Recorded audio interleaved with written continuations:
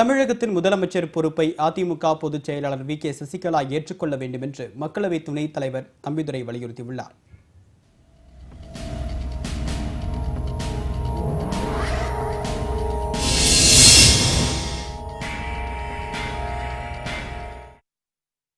அதிமுகவின் பொதுச் செயலாளராகவும் தமிழக முதலமைச்சராகவும் பதவி வகித்து வந்த ஜெயலலிதா டிசம்பர் 5ஆம் தேதி காலமானார். இதையடுத்து அதிமுகவின் புதிய செயலாளராக வி.கே. சசிகலா டிசம்பர் 31ஆம் தேதி பதவியேற்றார்.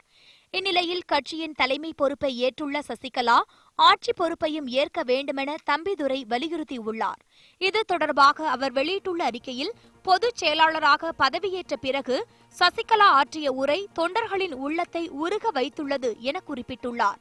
கட்சி தலைமையும் ஆட்சி அதிகாரமும் ஒரே இடத்தில் இருந்தால்தான் ஜெயலலிதா நினைத்தபடி கட்சி பணிகள் மற்றும் அரசு திட்டங்களை நிறைவேற்ற முடியும் என்றும் தம்பிதுரை கூறியுள்ளார். 2 ஆண்டுகளில் மக்களவை பொதுத் தேர்தல் நடைபெற உள்ள நிலையில் மக்களின் ஆதரவை பெற வி.கே. சசிகலா உடனடியாக முதலமைச்சராக பொறுப்பேற்க வேண்டும் என்றும் அவர் வலியுறுத்தியுள்ளார்.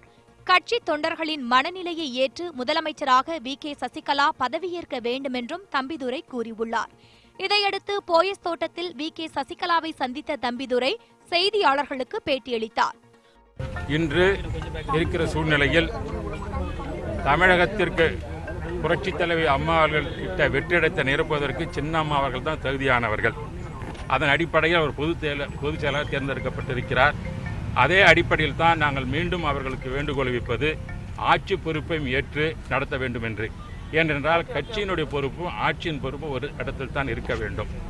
உலகம் முழுவதும் கட்சிக்கு தலைமை ஏற்பவர்களை ஆட்சிக்கும் தலைமை தாங்கி வரும் நடைமுறை உள்ளதால் வி.கே. சசிகலா தமிழக முதலமைச்சராக பொறுப்பேற்க வேண்டுமென தம்பிதுரை வலியுறுத்தினார்.